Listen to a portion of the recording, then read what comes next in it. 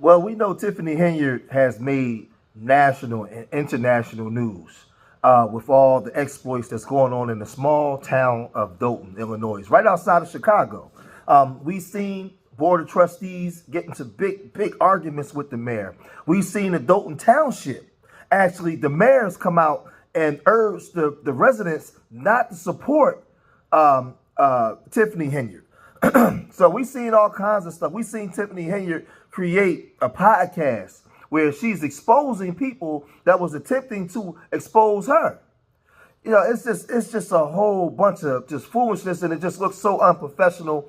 If it was up to me, I'll probably get rid of everybody because the city has a national and international black eye, and to me it seems like Tiffany Henyard is a problem, but there had to be some type of problem prior to her coming there. And she came right in to something that was already a problem, and she just exacerbated and just added right on to it. But you have a former trustee that's coming. He's speaking out.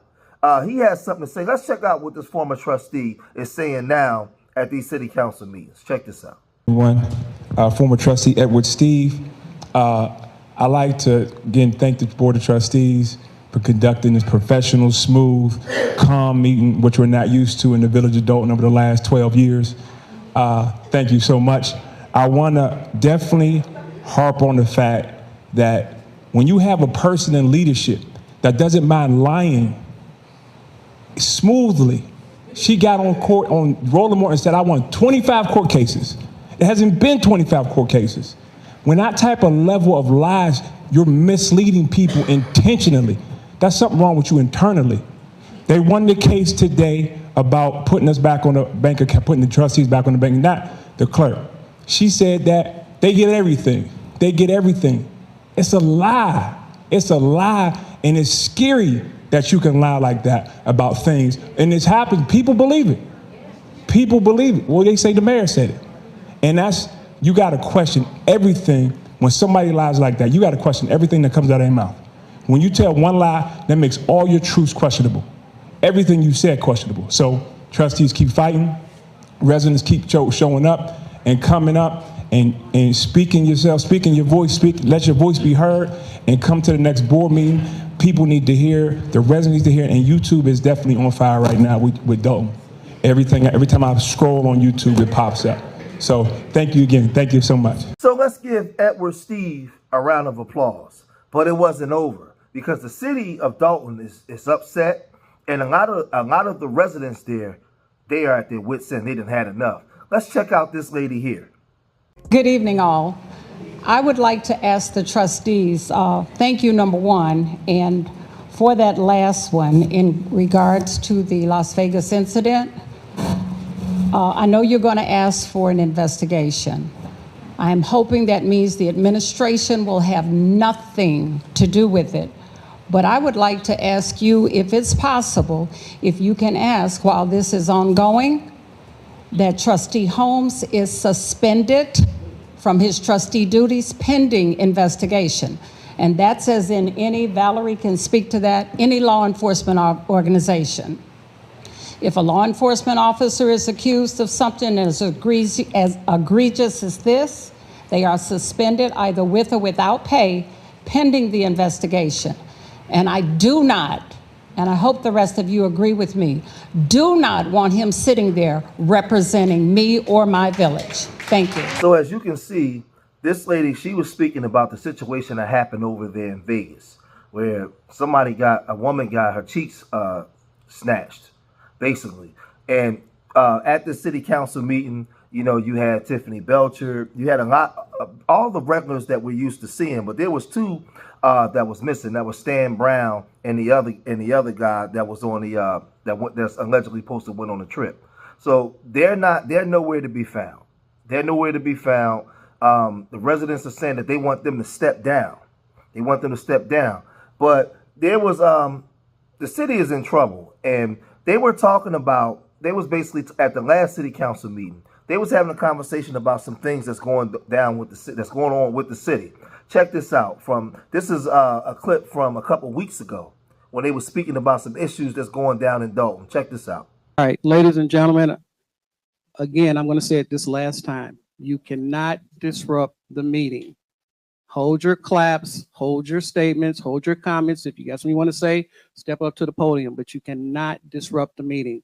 The next time that happens, I am going to clear the room. Clear the room. Clear the room. Clear the room. So with that being said, we bring in Valerie Stubbs, and she was clapping when Edward Steve was talking, and the cop that's the chief or whatever, he didn't like that. And he was saying that you clap when you make noises, that he's going to clear the room. Where in a city council meeting, you're allowed to clap and cheer or do those things. There's no city ordinance or nothing that stops you from doing that. Here in Philadelphia, you can do it.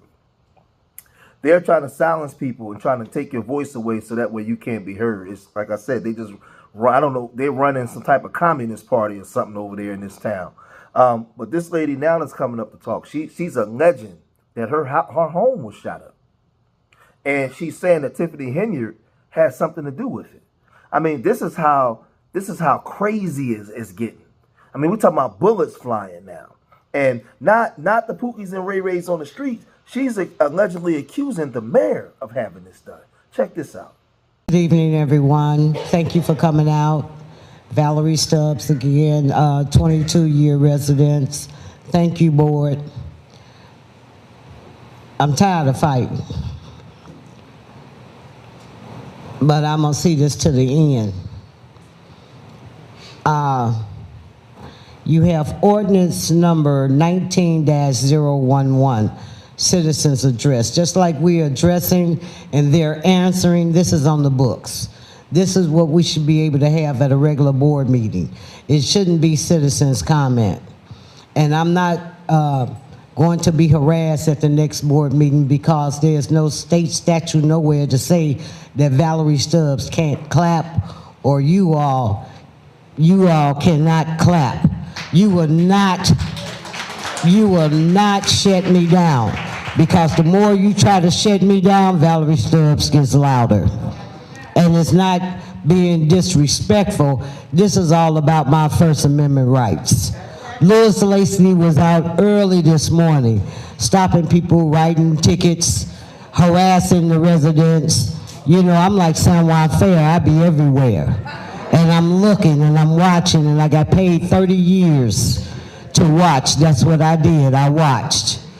And so I'm asking everybody to come out at the next board meeting, clap if you want to, because them are your First Amendment rights. And there's nothing on the board, no ordinance, am I correct, clerk, that say that you cannot clap. And in other places, they do have, other cities, they do have ordinance to state that you cannot clap. This is not one, and these 4 trustees up here have not implemented one. These trustees up here did not take away citizens' address. This is that mayor is doing. And I'm asking that unnamed person, myself, to step down at the next board meeting. Thank you, and everybody have a great evening. Now, this is a quiet, secret meeting that they're having, because they're supposed to have 2 meetings a month, but the mayor keeps canceling the meetings and locking them out of places and shutting stuff down. And then when they do finally get the meetings up, she's having her police come out and ticket cars. Like, it's crazy. This is like insane. And remember, I told y'all this is a town of 20,000 people, man. This is the place where they actually hired this woman to come in and be their mayor. And this is the stuff that's going on. But the people, the residents wasn't finished talking. Let's check out this lady and what she had to say. Check this out. There comes a time when we have to share some of our stories. Not like I want to, because they already gave me enough to deal with. And believe me, I'm a big girl. I deal with it because I move much different. And it makes no sense that I have to entertain the things that I do. But I also want to speak to the residents. Code enforcement. You all have got to start standing up when you know these tickets are listed. But what I want you all to do more than anything, because what I experienced in hearing at code enforcement today, it makes no sense. And thank God that I witnessed nobody spent a penny today in code going to that hearing court. Because every ticket there, every other ticket was so meritless, it made no sense. They are harassing residents, especially residents that are getting work done on their house. They're harassing these people. They already have their things paid for. Insurance is covering something. They're getting their own dumpsters. They're keeping all of their debris on their property. So it gives them no reason to just pull up in front of their building and want to take pictures and then appreciate it because it's not cool. And at this point right now, we need to just start standing up, plain and simple. Every time I come here, and I'm always in with, we got to keep saying Alexis Wilson's name. And y'all keep in mind that we got one more lawsuit coming. Let's not forget the taser. They done filed their lawsuit. So let's see how many receipts she gonna speak about and show on that one. Now, as you hear this is a small town. It's supposed to be a small, quiet town. Not that much crime. But just listening to the residents are shaken. They're uneasy. This administration has basically just ripped the city apart, man.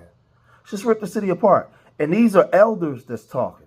And they're talking about being harassed by the police and just giving tickets and just all kinds of stuff that's going on with this administration. I mean, we're talking about a mayor that got $36,000 from Section 8 from a home that was foreclosed on.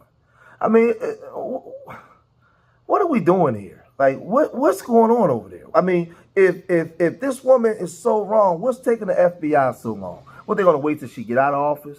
They're going to wait till she just tear the whole city down where there's no recovering from, where nobody can recover? Like, what's going on? So I'm hearing that she took the podcast down. It's just a whole lot. I've never seen nothing like this before.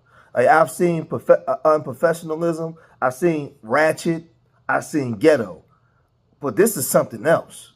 This is just like, if all these accusations is true, this is just downright criminal. Criminal. It's just downright criminal. And they don't know what they're doing. And I'm going to be 100% honest with you, man. After seeing this, if I came in and I was commissioner of Dolton, I overhaul everybody. Everybody got to go. Because this is a stain in the black eye on that town. And everybody from outside of the town is just watching, and it's ugly. It's ugly. And I can guarantee you that prior to Tiffany coming in there, they had already had corruption. And she was on the board. She saw it already. She understood the grift, what she can and can't get away with. And she stepped right in, running the same play. And this time was even worse. So I'm going to cut this video short here, man. Leave your comments in the comment section. Let me know what you guys think. Hit that like button, man. Subscribe to Street Media TV. Remember, I love y'all. Till the next time. Peace.